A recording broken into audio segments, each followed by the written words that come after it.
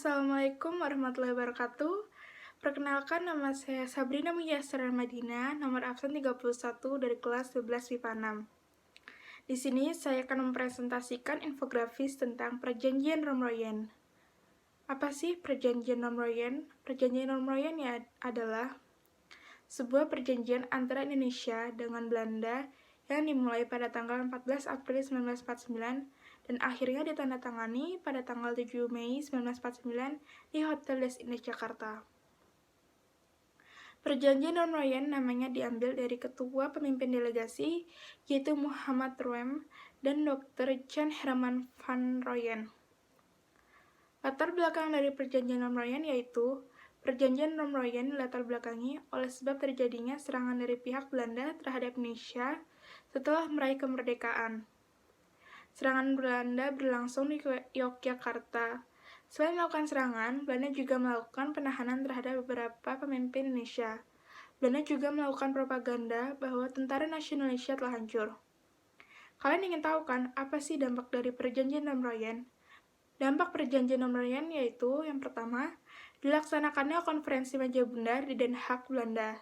Yang kedua, Soekarno dan Muhammad Hatta kembali ke Yogyakarta dari pengasingan pada tanggal 6 Juli 1949. Yang ketiga, penyerahan mandat kepresidenan kepada Soekarno oleh Sarifuddin Prawiranegara, Ketua PDRI atau Pemerintah Darurat Republik Indonesia. Dan yang terakhir, senjata antara Belanda dan Indonesia. Ada juga isi Perjanjian Romroyen bagi Indonesia dan Belanda.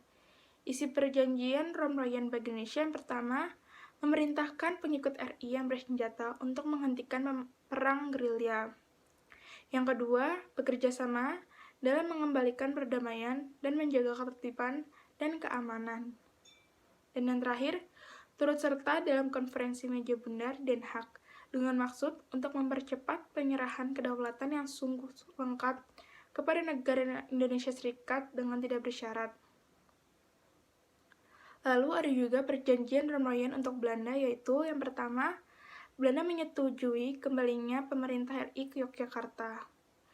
Yang kedua, menjamin penghentian gerakan-gerakan militer dan membebaskan semua tahanan politik. Yang ketiga, tidak akan mendirikan atau mengakui negara-negara yang ada di daerah yang dikuasai oleh RI sebelum tanggal 19 Desember 1949 dan tidak akan meluaskan negara atau daerah dengan merugikan RI. Yang keempat, menyetujui adanya RI sebagai bagian dari negara Indonesia Serikat. Dan yang terakhir, berusaha dengan sungguh-sungguh supaya konferensi meja bundar segera diadakan sesudah pemerintah RI kembali ke Yogyakarta. Sekian dari presentasi saya kali ini. Terima kasih. Wassalamualaikum warahmatullahi wabarakatuh.